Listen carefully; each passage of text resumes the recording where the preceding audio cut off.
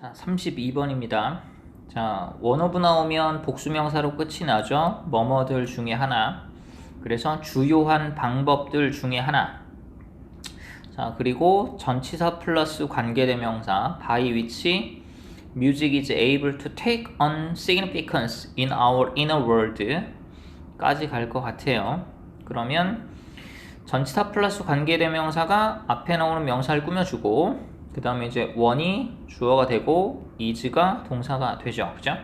근데 이렇게 돼서 이제 by which 아래쪽에서 꾸며서 올라가면 문장이 긴데 해석이 좀 굉장히 좀 부자연스러워집니다. 그러니까 요걸 이제 자연스럽게 내려가려면 여기 위치가 관계대명사잖아요. 그 다음에 얘가 선행사겠죠? 그죠? 그래서 이 선행사를 위치에다가 꾸며주는 게 아니고 위치에다가 거꾸로 대입을 해서 넣는 거예요. 대입을 하는 거죠. 그래서 중요한 방식들이 여러 가지가 있는데 그 중에 한 가지 방식을 가지고 그 중에 한 가지 방식에 의해서 음악이 is able to take on 띄게 돼요. significance 중요성을 in our inner world. 그래서 우리 내적 세계에 있어서 굉장히 중요성을 띠게 된대요. 자, 근데 이렇게 되는 게 by the way 어떤 방법에 의한 거란 얘기죠. It interacts with memory. 그것이 기억과 interact 교류하는 방식에 의해서 그렇게 된다라는 얘기죠.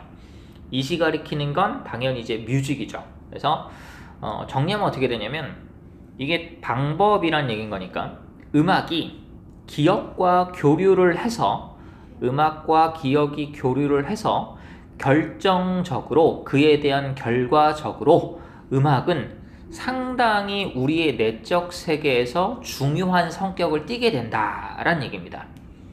이해되죠? 그러니까 원인 결과식으로 하면 순서대로 가니까 좀 이해가 좀 쉬운데 근데 지금 그 결과를 먼저 내어놓고 이러이러한 결과가 생기는 건 이러이러한 원인이 있었기 때문이에요. 방식이 있었기 때문이에요. 라고 얘기를 하는 거죠. 그러니까 정확하게 또 원인 결과라기보다는 목적과 수단이에요. 결과적으로 음악이라고 하는 것이 우리 내적 세계에서 굉장히 중요한 성격을 띠게 되는데 그렇게 띠게 되는 방식이 있다는 얘기죠. 그죠? 근데 그 방식이 뭐다? 음악이 기억과 소통을 해서 그렇게 된다라는 얘기죠. 이해되죠?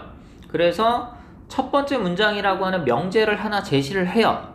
첫 번째 문장이라고 하는 명제 제시를 하고 이 과정 설명을 해줍니다. 지금 글 단락 전개 방식을 설명해 주는 거예요. 첫 번째 문장이 일단 명제예요. 첫 번째 문장이 명제가 되는 겁니다. 그래서 그렇게 되는 과정을 중간에 설명을 해주고요. 그래서 마지막 문장과 같은 thus가 따라서잖아요. 그래서 마지막 문장이라고 하는 결과가 나온다라고 하는 거예요.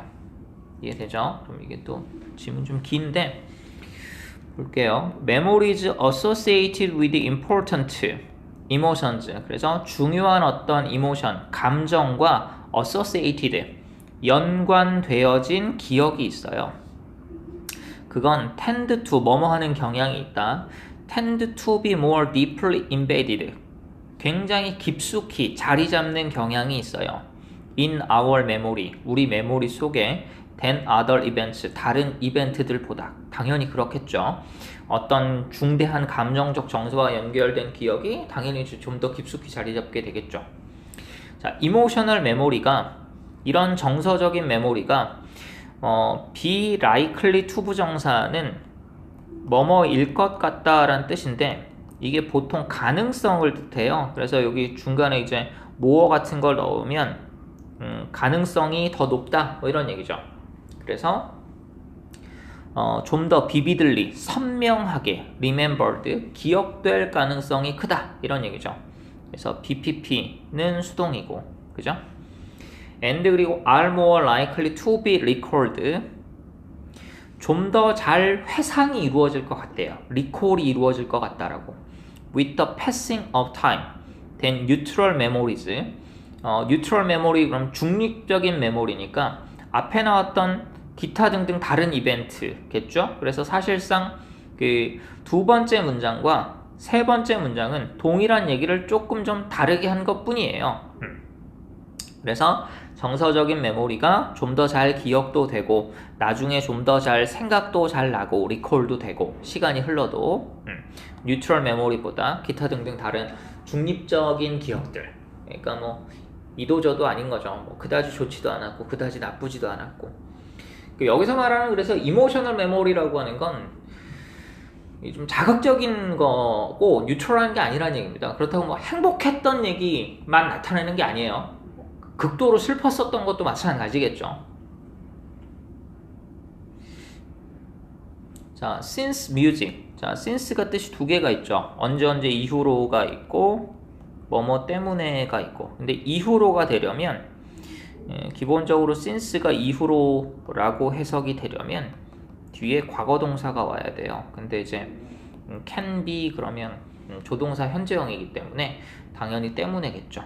그래서 since music, 음악이라고 하는 게 can be extremely emotionally evocative. 그래서 지극히 극도로 emotionally, 그래서 정서적으로 evocative, 뭔가를 불러일으키는 기능이 있기 때문에 이게 그 VOC 보컬 알죠? 보컬 노래 부르는 사람.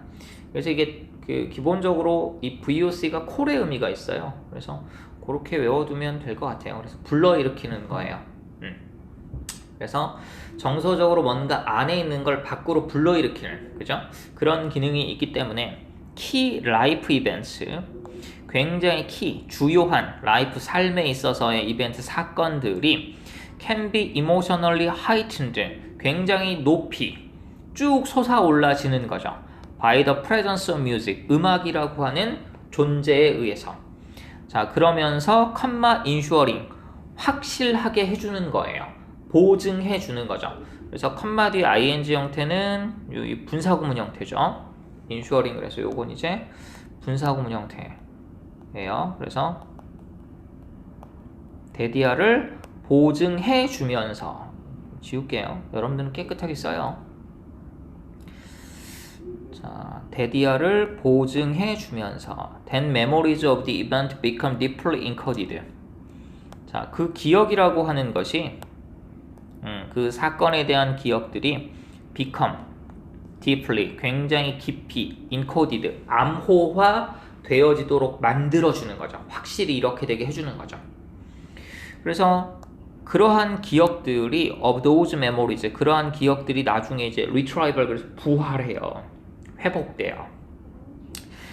is then enhanced, 강화되는 거예요. by contextual effects, 어떠한 맥락 효과라고 하는 것에 의해서 강화되는 거죠. 그러니까 컨텍스트라고 하는 맥락이라고 하는 게 말 그대로 이어준다라는 얘기거든요. 근데 이제 음악이 그 매개체 역할을 해주는 거예요. 그러니까 과거와 현재를 그 음악이 이어주는 거죠.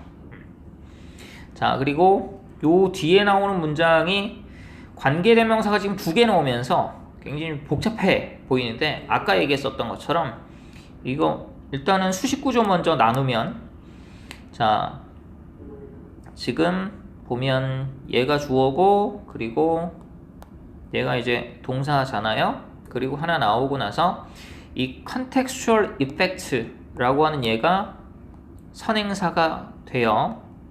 그리고 이 선행사를 꾸며주는 게 인위치서부터 여기까지 와요.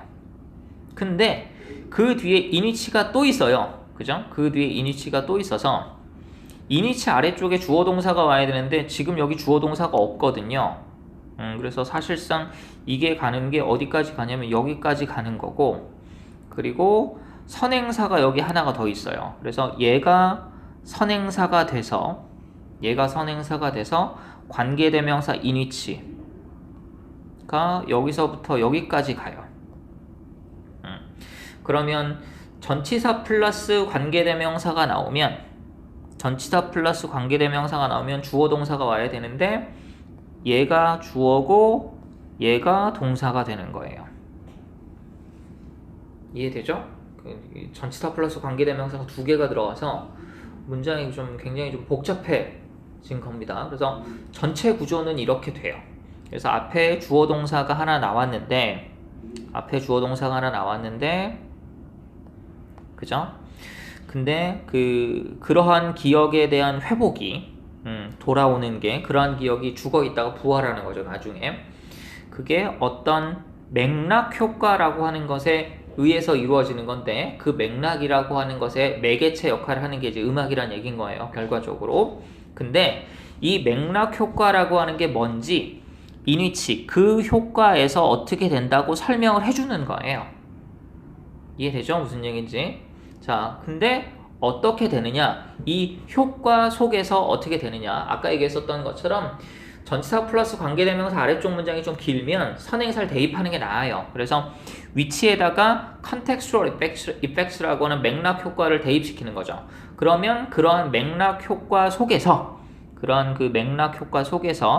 recreation of a similar context, 비슷한 맥락의 재창조가, 비슷한 맥락의 recreation이 can facilitate, 용이하게 만드는 거예요. their retrieval, 그들의 부활, 그 기억의 부활을 용이하게 만드는 거죠. 그죠? 비슷한 맥락에 있어서의 recreation이 그러한 기억들이 부활하는 걸 facilitate, 용이하게 만들어주는 거예요.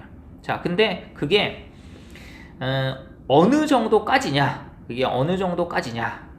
자, 그래서 여기에 보면 to that이야까지, 대시 선행사, 그 다음에 전치사 플러스 관계대명사, the memories were encoded, 그 기억들이 암호화되어진, 그죠? 그 기억들이 암호화되어진 대시 있는데, 그죠? 여기 나오는 대신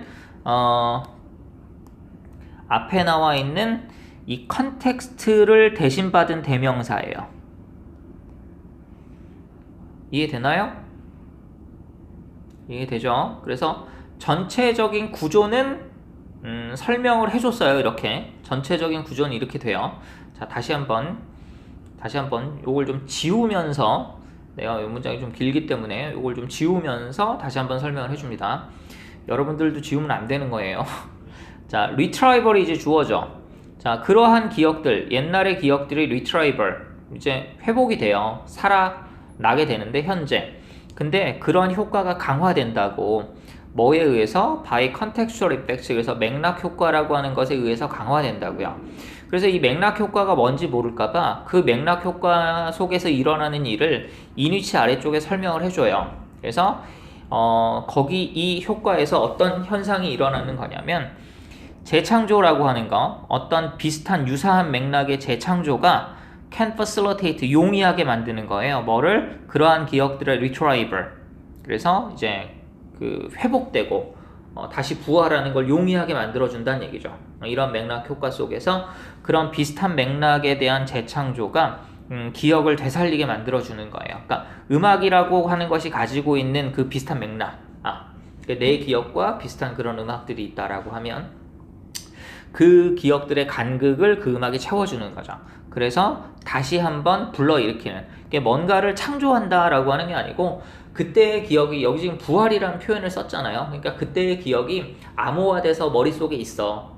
근데 그걸 완전히 잊어버릴 때도 있는데, 음악이라고 하는 매개체를 통해 다시 살아날 때도 있단 말이에요. 그래서 그걸 재창조라고 표현을 한 겁니다. 그리고 이제 그러한 현상이 그들의 부활을 좀 더 용이하게 만들 수 있다는 거죠. facilitate. 자, 근데 이 맥락이, 이 비슷한 맥락을 다시 한번 만들어내게 되는 건데, 음악이.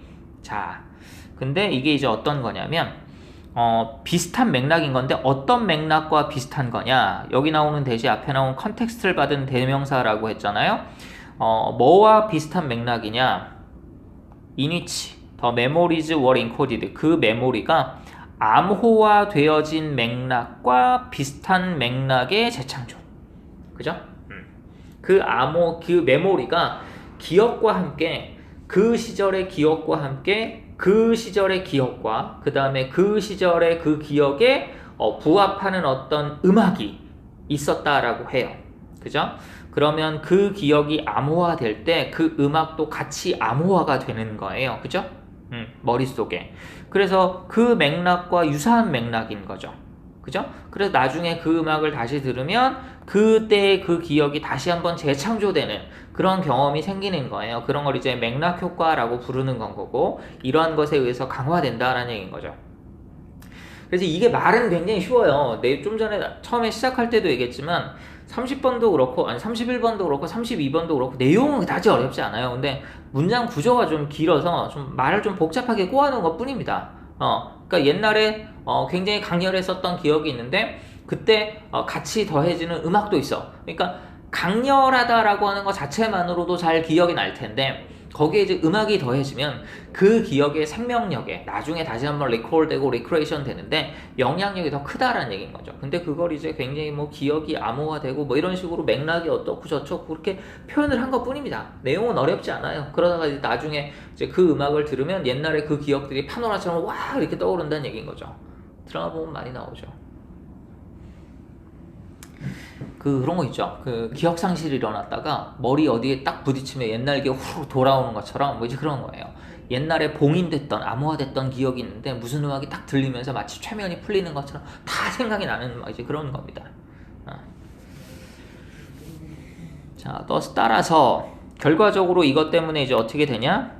자, rehearing the same music with the event, 그 음악과 연관되어져 있는, 아니 그 사건과 연관된 그와 똑같은 음악을 rehearing, 다시 듣는 게 can activate, 활성화시키는 거예요. intense하게, 강렬하게, 비비드한 메모리를 of the event에 대해서. 그죠? 자, 그래서 전체 단락 구조만 다시 한번 얘기를 해주면 첫 번째 문장이 명제가 되는 거예요. 근데 이 문장이 이런 식으로 만들어진다라고 하는 것에 대한 자세한 설명을 중간에 해준 거고, 이러이런 방식에 의해서 첫 번째 명제가 만들어진다라고. 그래서 그 첫 번째 명제 때문에 thus 따라서 마지막에 나와 있는 이런 문장에 대한 결과가 만들어질 수 있다라는 겁니다. 이해되죠?